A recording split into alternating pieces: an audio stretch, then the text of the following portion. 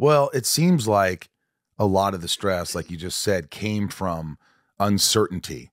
It came from, did you go home at night sometimes and going, I don't know if I'm giving them what they want. I don't know if this is the guy. I don't know what did you carry a lot of the stress, a lot of the weight on you? No pun intended.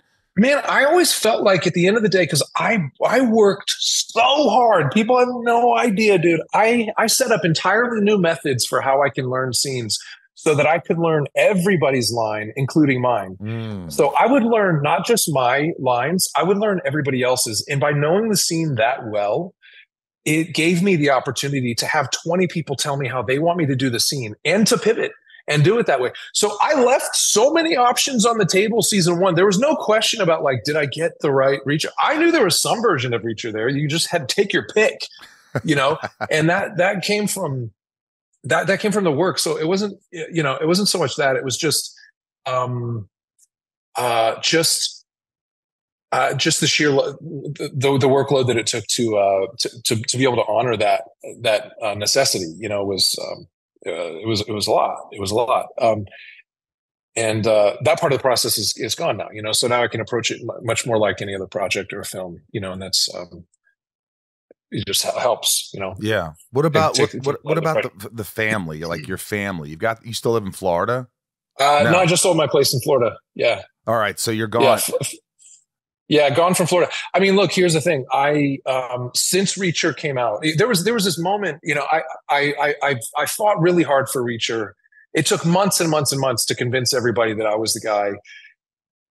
I was passed on the first time. I think I mentioned to you maybe last. Yep. I was passed on in the very beginning of the process, like everybody was, and I think that was because I'm 6'3", Reacher 6'5". I think they were trying to, everybody's trying to get a super authentic version of Reacher on screen.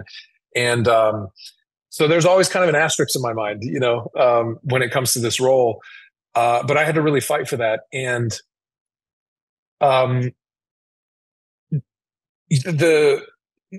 that we're in it, it's exploded. Like the career's exploded because of what happened after Reacher aired. Beforehand, we were waiting. The whole town was like, let's see what happens when it airs. There was months of silence. Nobody was picking up the phone. There was no conversations about scripts. It aired, and within 48 hours, I had 20 offers on my desk from the biggest producers and studios in town. And it hasn't slowed up. I mean, it's still like every day we're getting phone calls from some of the most legendary people you can imagine. Give me one. How do we? Give me one. So I did a movie. Okay, so I did a movie with Jerry Bruckheimer produced. Guy Ritchie directed, called Ministry of Ungentlemanly Warfare. This is a movie I did for Lionsgate, Domestic, and Amazon International. So some partners that I knew and have relationships with on this, and some new relationships formed. This movie is so good. I cannot believe this movie is so fun. There's nothing like it. It's like Guy Ritchie at his best, based on a true story. There's World War II heroes who were essentially the first special ops. It's told in Guy Ritchie style. Wow. It's super cool. I just went into that feeling very lucky to be a part of this cast, Henry Cavill and Alex Pettifer and, Henry, just a great, amazing cast. Jerry Bruckheimer calls because he saw the movie just a few days ago. He saw a cut of the film.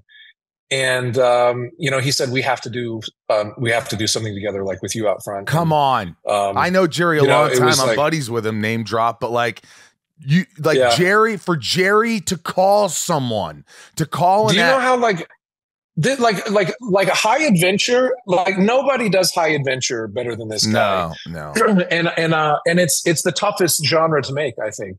And, for him to call, one of the most legendary producers of all time, you get those kind of calls. It's like, there's just no better feeling, and it's because of Reacher that those kind of calls are coming in. I wouldn't have done that job if my career had been fueled by Reacher. And Jerry is like the kind of guy, he's so soft-spoken, he's so intimidating, but such a sweet guy. But he's just like, and when you meet him, I remember the first time, because I was in this hockey league. I'm still in the hockey league.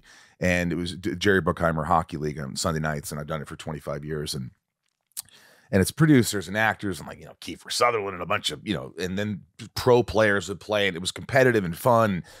The first time I go, Jerry, hey, thanks for having me. He was like, he just nodded. And then few months later, I'd be like, hey, Jerry. He's like, how are you? And then a year later, 2 years, 3 years, was like, hey, Michael. He knows my name. Warming up to 4 years. Hey, Michael, conversations. And slowly I built this little friendship with Jerry. And, where we'd go and he'd go, if you'd like to fly with us in my private jet to Vegas. I'm like, yeah.